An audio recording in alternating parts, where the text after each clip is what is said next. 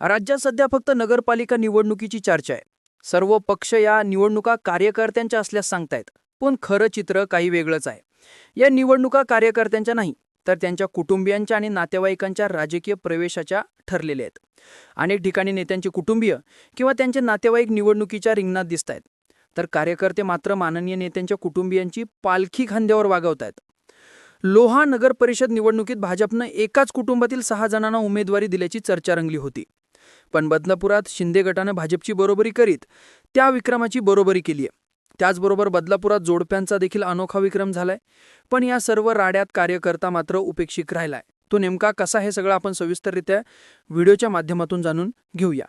नमस्कार मंडळी, तुम्ही पाहत आहात तुमच्या हक्काचा महाराष्ट्र न्यूज चॅनल मध्ये आपलं मनापासून स्वागत आहे. तर चला व्हिडिओ जाणून घेऊया. नगर परिषद निवडणुकीच्या प्रचाराचा जोर प्रचंड वाढलाय. सध्या वातावरणात थंडी असली तरी सुद्धा निवडणुकीचं वातावरण मात्र कमालीचं तापलंय. यंदाची निवडणूक अनेक वेगवेगळ्या कारणांनी चर्चेत आहे. त्यातील महत्त्वाचं कारण म्हणजे घराणेशाही. अनेक पक्षात प्रस्थापित कुटुंबातील सदस्यांना उमेदवारी देण्यात आली आहे. अगदी घराणेशाहीवर बेंबीच्या देठापासून ओरडणारा भाजप देखील याला अपवाद ठरलेला नाहीये. उलट भाजपनं सर्वाधिक घराणेशाही उमेदवार दिलेले आहेत. त्यातच बदलापूर निवडणुकीत अनोखी घराणेशाही समोर आली आहे. बदलापूरमध्ये शिंदे गटानं वामन म्हात्रे यांच्या त्यांची पत्नी, भाऊ, मुलगा, भाऊजाई, भाच्या अशा एकूण एकाच घरातील 6 जणांना शिवसेनेचं तिकीट मिळाले. वामन म्हात्रे यांचा भाऊ तुकाराम म्हात्रे, भाऊजाई उषा म्हात्रे, मुलगा वरुण म्हात्रे आणि पुतण्या भावेश म्हात्रे यांना नगर परिषद निवडणुकीसाठी उमेदवारी मिळालेली आहे. विशेष म्हणजे 2015 मध्ये सुद्धा वामन म्हात्रे यांच्या परिवारातील 4 जणांना महापालिकेची उमेदवारी देण्यात आली होती. यावर वामन म्हात्रे यांनी उत्तर दिलंय की ज्या ठिकाणी आपल्या नातेवाईकांना उमेदवारी दिली त्या ठिकाणी आमच्या पक्षाला उमेदवार मिळत नव्हते. कार्यकर्त्यांची भावना होती की त्या प्रभागात उमेदवारी अर्ज भरला नाही तर त्या प्रभागात अन्य कोणीही उमेदवार बिनविरोध निवडून येऊ शकतो. कार्यकर्त्यांची भावना पाहता त्या प्रभागात नातेवाईकांना उमेदवारी देण्यात आली आहे. भाजपने यावर जोरदार टीका केली होती. पण टीका करणाऱ्या भाजपनं देखील घराणेशाही पुढे लोटांगण घातलेलं आहे. बदलापुरात भाजपकडून गटनेते राजेंद्र घोरपडे आणि नगराध्यक्ष पदासाठी त्यांच्या पत्नी रुचिता घोरपडे, भाजपचे ठाणे जिल्हा महामंत्री संभाजी शिंदे आणि त्यांची पत्नी उर्मिला संभाजी शिंदे, शहराध्यक्ष रमेश सोळशे आणि हर्षदा सोळशे, माजी शहराध्यक्ष शरद तेली आणि कविता तेली, सूरज मुठे, संध्या मुठे, सागर घोरपडे आणि निशा घोरपडे अशा 6 दाम्पत्यांना उमेदवारी देण्यात आली आहे. तर दुसरीकडे शिंदे गटाकडून शहर प्रमुख वामन म्हात्रे आणि विना म्हात्रे, त्यांचे भाऊ तुकाराम म्हात्रे आणि त्यांची पत्नी उषा म्हात्रे, प्रवीण राऊत, शीतल राऊत, तर श्रीधर पाटील आणि स्वप्ना पाटील यासोबतच जयश्री भोईर, मुकुंद भोईर अशा 5 जोडप्यांना उमेदवारी देण्यात आली आहे. रासपाकडून रुपेश थोरात आणि सुषमा थोरात मैदानात आहेत. त्यातील शीतल राऊत बिनविरोध निवडून आलेत. शेवटच्या दिवशी भाजप आणि बहुजन मुक्ती पार्टीच्या उमेदवाराने अर्ज मागे किंवा त्यांचे अर्ज बाद करण्यात आले. त्यामुळे त्या बिनविरोध विजयी झाल्यात. बदलापुरात ही सर्व जोडपी आपलं राजकीय वजन टिकवून आहेत. पण याचे कार्यकर्ते मात्र पुन्हा एकदा वेटिंगवर गेलेले आहेत असं दिसून येते. महत्त्वाचं म्हणजे पंतप्रधान नरेंद्र मोदी यांच्याकडून आतापर्यंत काँग्रेसमधील गांधी कुटुंबियांच्या घराणेशाहीवर अनेकदा टीका करण्यात आली आहे. मात्र भाजपनं देखील घराणेशाहीचा स्वीकार केल्याचं लोहा आणि बदलापुरातील घटनेवरून समोर आलंय. अंबरनाथ शहरात शिंदेच्या शिवसेनेचे शहर प्रमुख अरविंद वाळेकर यांच्या पत्नी माजी नगराध्यक्ष मनीषा वाळेकर यांना थेट नगराध्यक्ष पदाची उमेदवारी मिळाली आहे. त्यांचा मुलगा निखिल आणि अरविंद वाळेकरांचे बंधू राजेंद्र वाळेकर ही रिंगणात आहेत.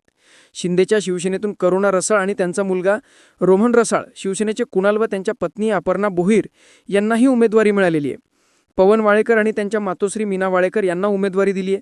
भाजपनं नगराध्यक्ष पदासाठी भाजप प्रदेश सचिव गुलाबराव करंजुले यांच्या सून तेजरी करंजुले यांना उमेदवारी दिली असून करंजुलेंचे पुत्र अभिजित आणि पत्नी कल्पना करंजुले ही रिंगणात आहेत.